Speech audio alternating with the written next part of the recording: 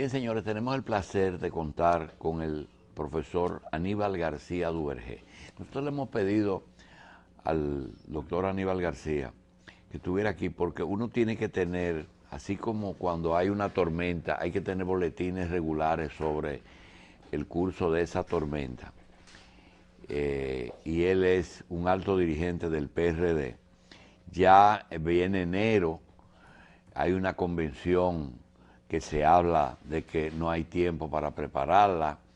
Hay ya miles de PRDistas que entienden que quieren ser candidatos a cargos electivos. Es decir, hay una efervescencia que hay que orientar a esas militancias.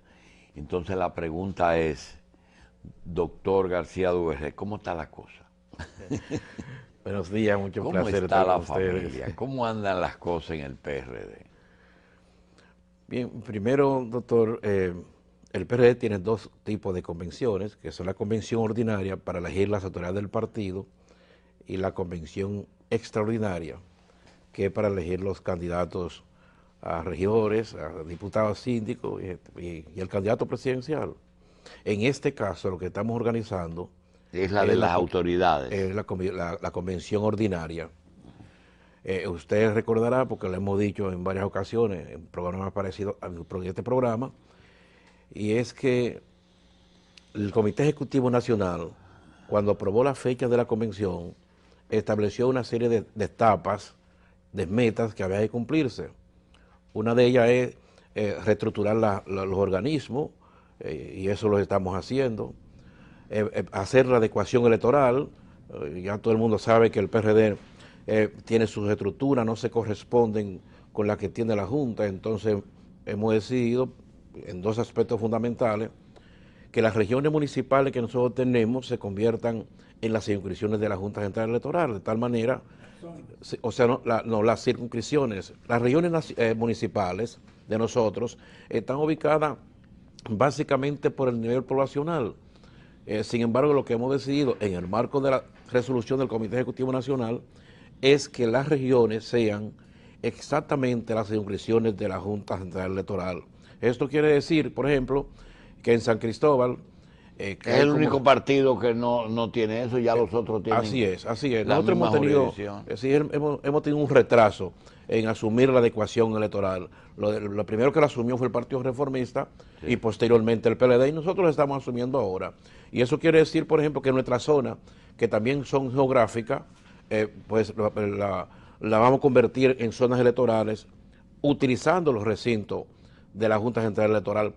Nosotros tenemos en este momento 1.000 y tanto de zonas y la vamos a llegar a 4.200 y tanto, que son los recintos que tiene la Junta Central Electoral.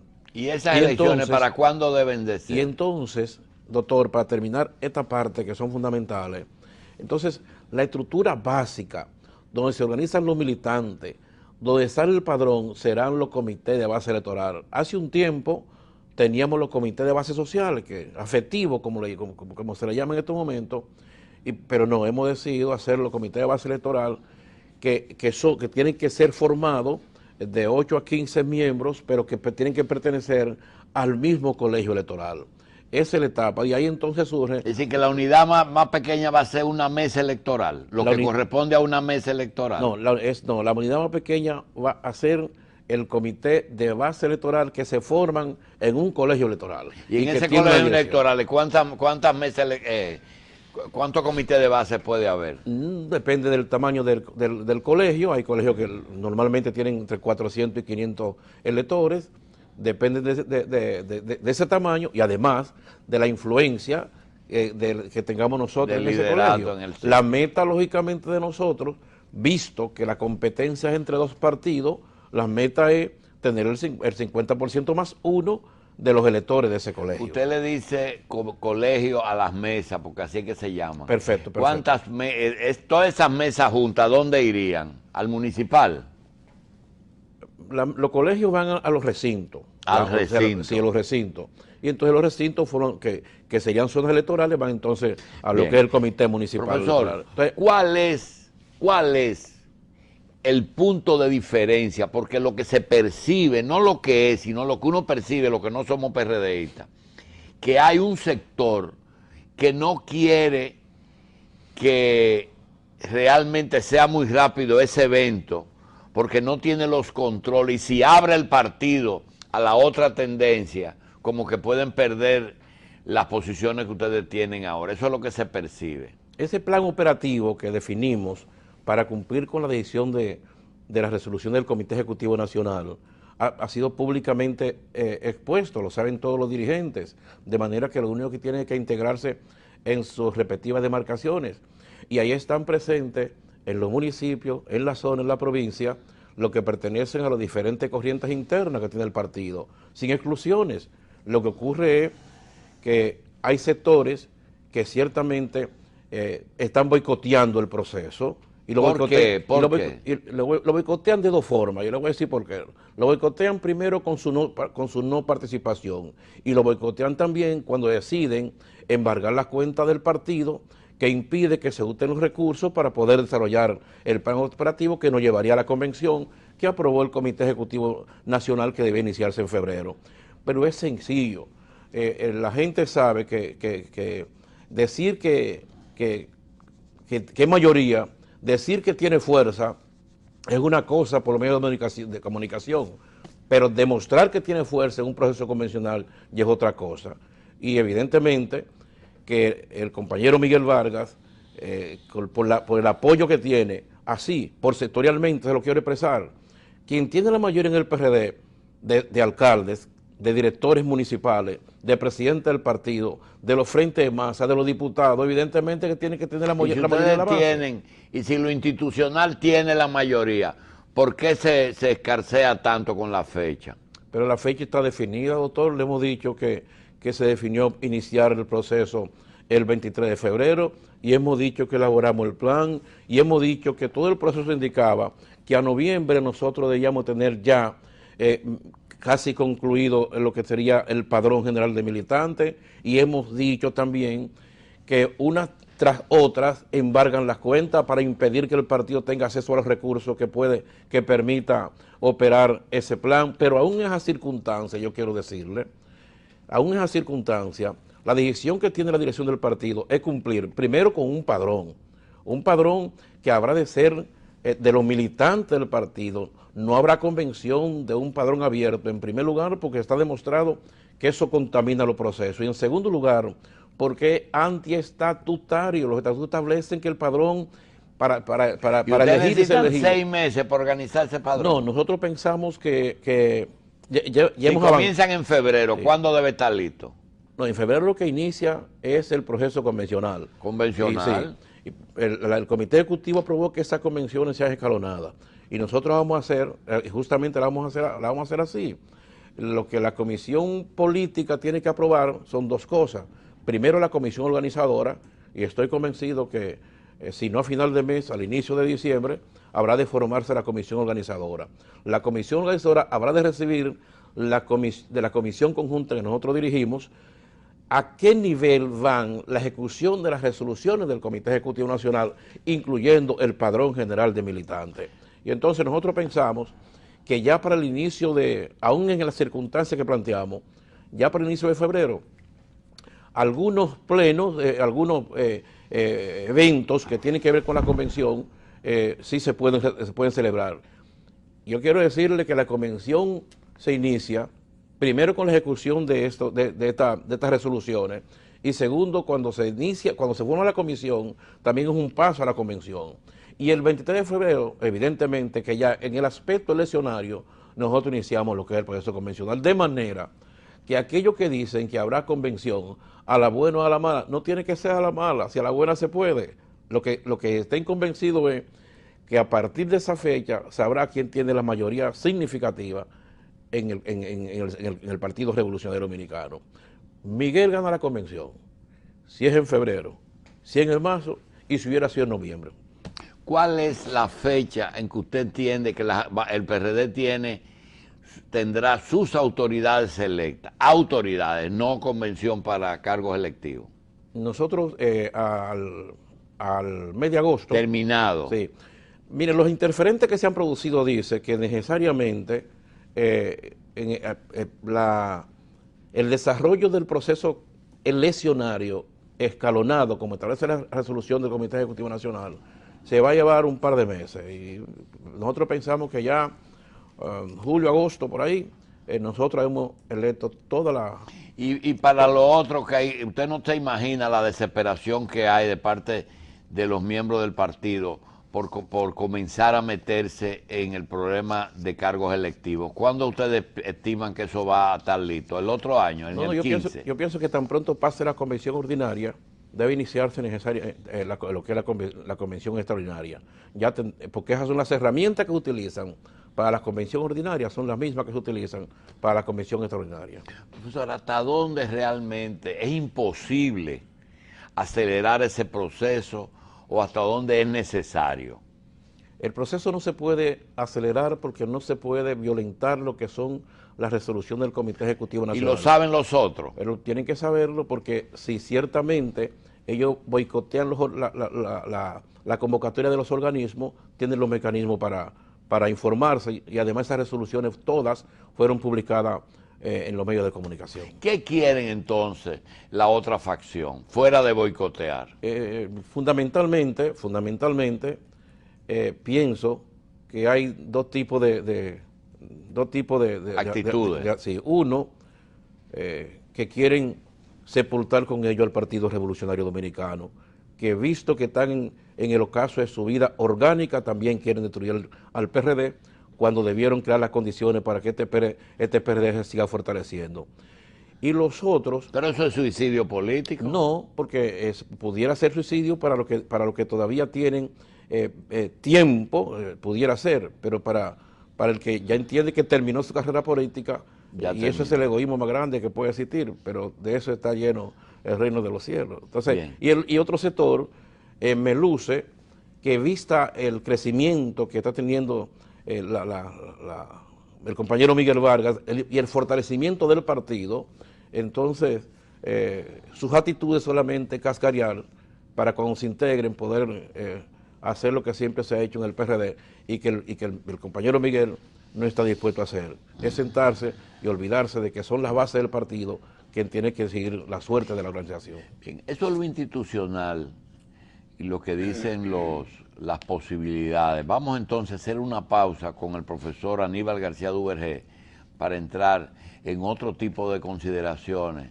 que es el PRD dentro del contexto de la política nacional, no las interioridades, sino la fuerza que hay que recordarse que el PRD en las próximas elecciones, creo que aunque no obtuvo un senador, creo que la boleta número 1, profesor. Sí, ¿usted lo sabía? Así es.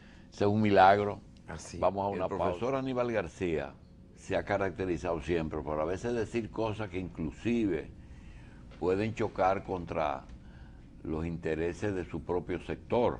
Y nosotros quisiéramos aprovechar esa sinceridad para pedirle que nos diga, si se hiciera una autocrítica en el sector suyo, ¿cuál ha sido la gran falla del sector de Miguel Vargas en su actuación frente a una campaña que, aunque él tiene razón, algunos piensan que en un momento dado falló frente al apoyo a su partido?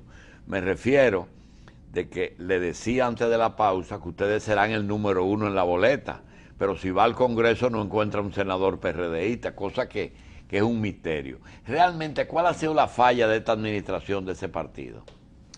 Mire, el PRD ha sido históricamente un partido de corrientes y más bien de grupo. En un momento determinado de la tendencia. Corriente.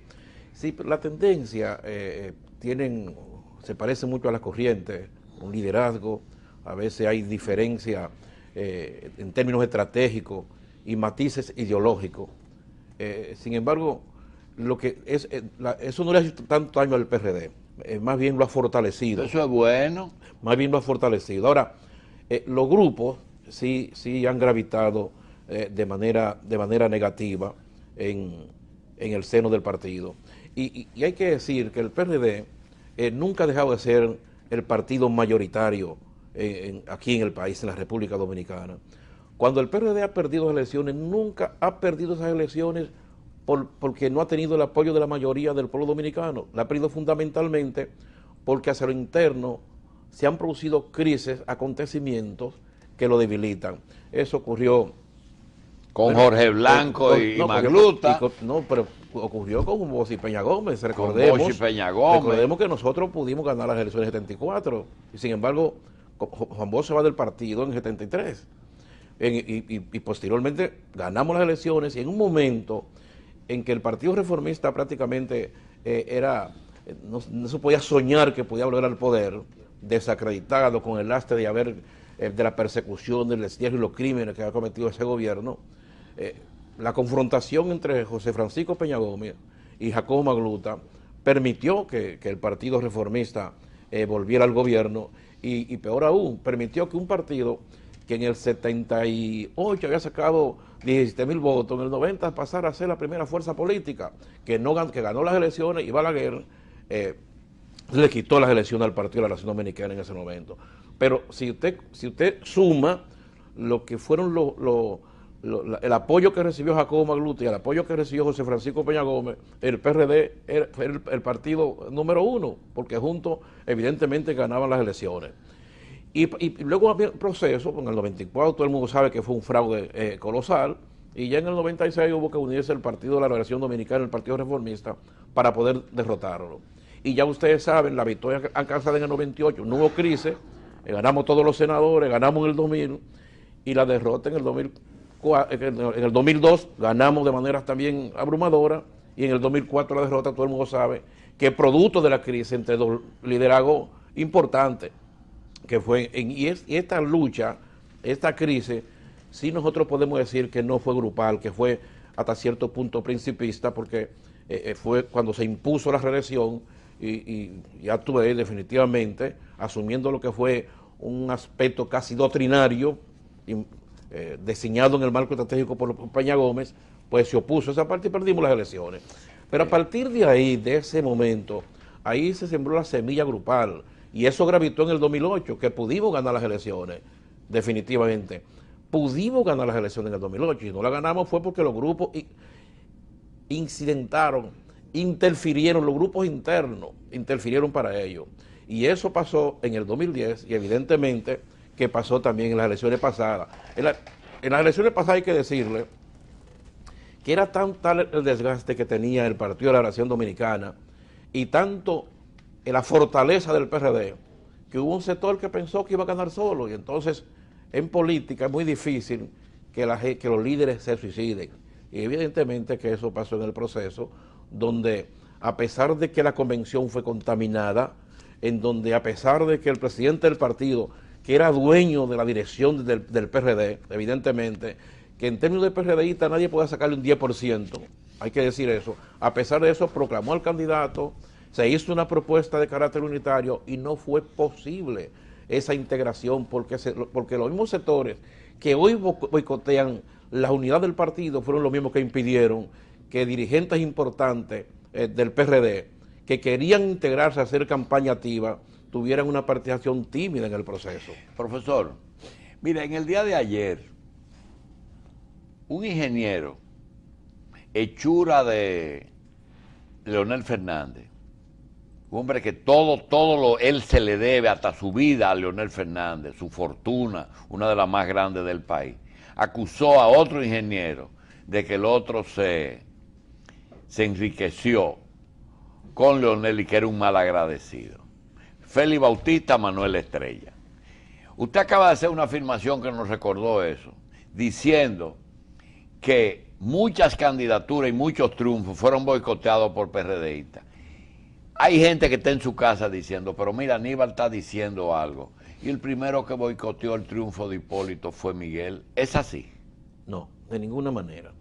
En primer lugar, yo acabo de decir que a pesar de que la convención fue contaminada, y eso lo sabe el país. Bueno, pero ya pasó. Sí, pero en el marco de eso, de parte del compañero Miguel Vargas, no hubo resentimiento, hubo reacción para provocar que se hiciera, que la comisión organizadora hiciera una evaluación y que viera que la convención fue contaminada. Y ante la negativa de la comisión organizadora, lo único que hizo el compañero Miguel Vargas fue dos cosas importantes. Primero, proclamar al candidato del partido. Y segundo, a todos los que habían sancionado, suspendido, declarar una amnistía general, y eso incluía a Ezquia, que había sido expulsado en ese mismo proceso. Mire, y otro elemento que pidió el candidato fue que todos los delegados que estaban ahí, dado que él entendió que tenían vinculación con el presidente del partido, el compañero Miguel Vargas, lo cambiaron a todos. Y Miguel Vargas, con su propia firma, dijo, recomienden ustedes que lo que ustedes recomienden, nosotros se lo vamos a poner. Y lo puso en el país. Los recursos, bueno, por primera vez se le dan casi 200 millones a un candidato. Los recursos del partido fueron disponibles para ello. La campaña que hizo el partido como partido estaba ahí.